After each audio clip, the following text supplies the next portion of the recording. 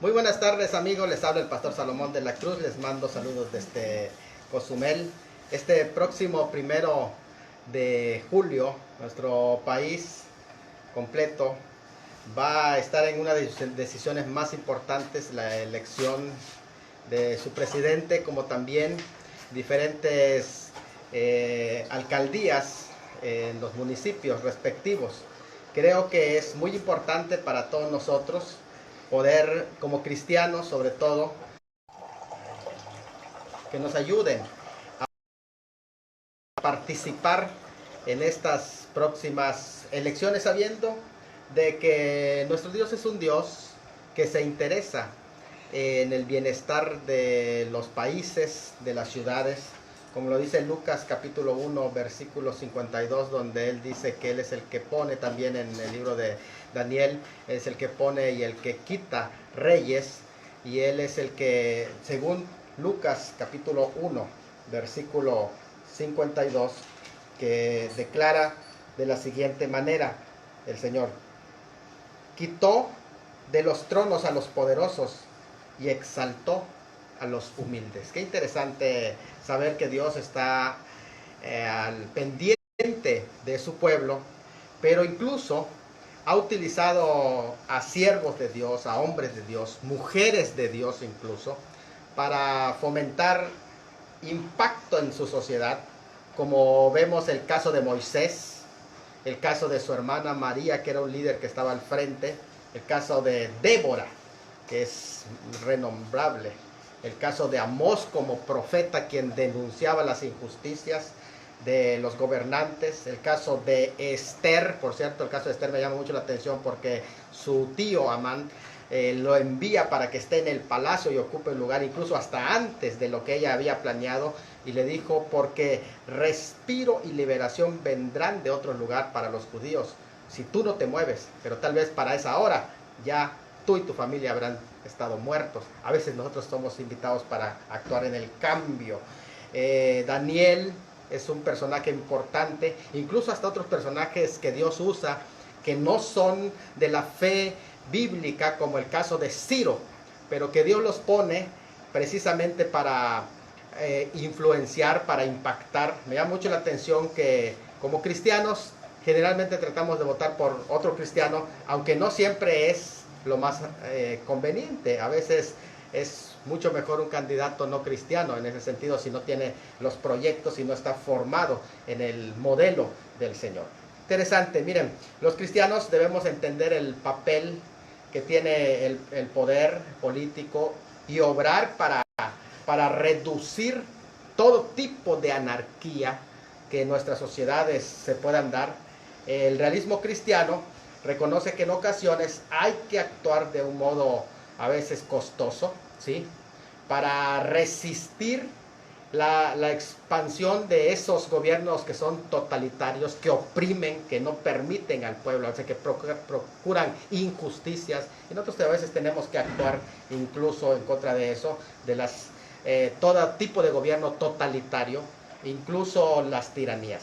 Bueno, quiero decirles que en el mandato cultural nosotros estamos implicados cuando dice que nos dejó para que cuidemos y lo labrásemos el huerto. Así era la orden para el hombre. Está hablando de un cuidado que nosotros tenemos que tener, un compromiso que tenemos con nuestra sociedad, con nuestra cultura. Pero a la vez nosotros tenemos que entender que estamos prácticamente implicados en el cumplimiento de un pacto, que es el pacto noético, que es el pacto del gobierno civil, del gobierno humano, con todas las implicaciones de este pacto general. El pacto noético nos implica un compromiso con la sociedad como cristianos. Además de esto, recuerden que los cristianos tenemos doble ciudadanía. Una ciudadanía celestial, sí, desde luego Filipenses 3:20, pero también una ciudadanía terrenal, y por lo tanto tenemos que ser buenos ciudadanos del cielo y buenos ciudadanos en la tierra. Ahora, las dos esferas son importantes, y el Señor lo demostró cuando tomó la moneda, la del César, y también él decía: dad a César lo que es de César. Está hablando del cumplimiento del deber ciudadano. no está para nada divorciando la responsabilidad del cristiano, al contrario, está diciendo dar a César lo que es de César y a Dios lo que es de Dios. Está hablando de la doble ciudadanía del cristiano, la responsabilidad que tenemos como cristianos en ese sentido. Y creo que necesitamos retomar esa fe en acción que debemos de tener en nuestra comunidad frente a por lo menos algunas de las tareas que voy a mencionar. Número uno y primordial, nosotros debemos de orar, que esa es una cosa muy importante. La oración, pedir por el shalom de nuestra ciudad, pedir por el shalom, estoy hablando de la paz, pedir también por cada uno de los candidatos que están al frente.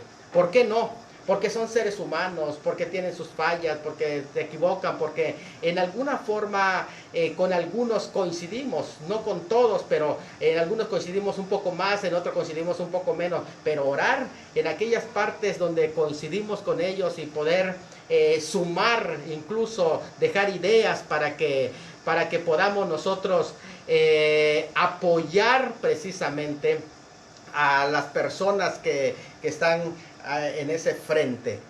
Además de esto, quiero decirles, bueno, la hermana Patricia Novelo dice que no se ve. No sé si algún hermano tiene ese mismo problema que no se ve. Chéquenlo y avísenos. Pero parece que sí, ¿verdad? La mayoría parece que sí está viendo. Cheque allá su internet, hermana Patricia. Estamos hablando que lo primero que hay que hacer como cristianos es orar. Orar por cada uno de los candidatos. Y eso también nos hace tener cercanía. Yo creo que a veces hay un cierto recelo en el sentido de que, ¿saben qué? La religión y la política no se llevan. Pero la oración no importa para quiénes va a ser. Cuando las personas están al frente de uno de estos cargos, necesitan de nuestra oración. No estoy hablando de una oración partidista. Y ojo aquí, a mí me gustaría hacer también un llamado a la cordura. Porque de pronto salen las profecías de los candidatos y a profetizar de los candidatos. Eso tampoco es lo que es la intención, porque es Dios el que al final va a hacer su voluntad.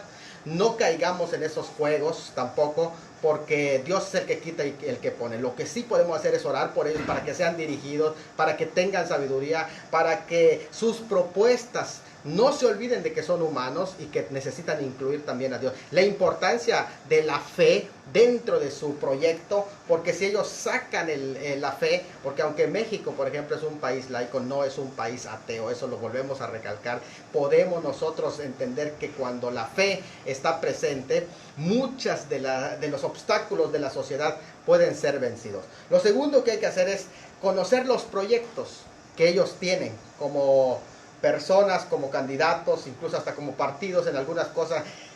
Conocerlos. Yo sé que los problemas de las sociedades son complejas. Los problemas van en tres dimensiones. La dimensión que es local, la dimensión nacional y la dimensión internacional, porque son tres factores que a veces van influenciando para afectación de cada uno de esos niveles.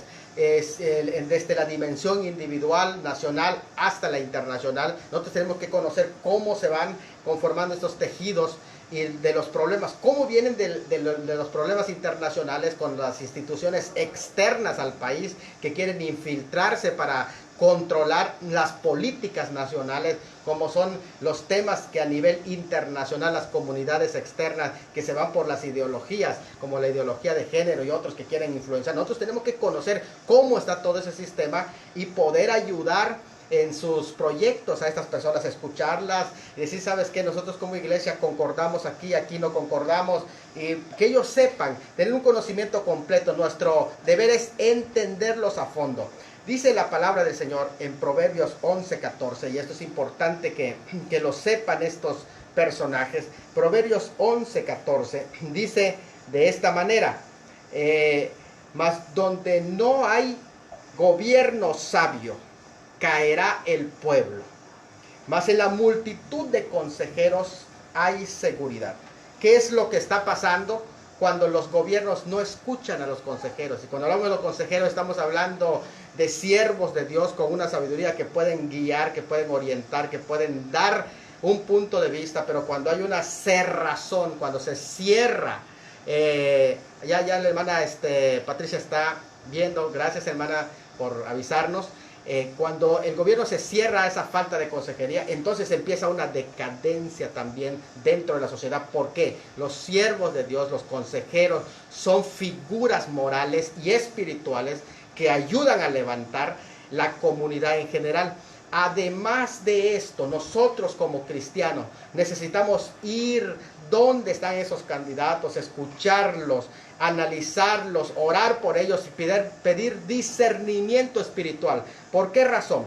Vean qué dice la palabra del Señor en Proverbios 29:2, que es nuestra responsabilidad. Proverbios 29:2 dice de esta manera: cuando los justos gobiernan, el pueblo se alegra.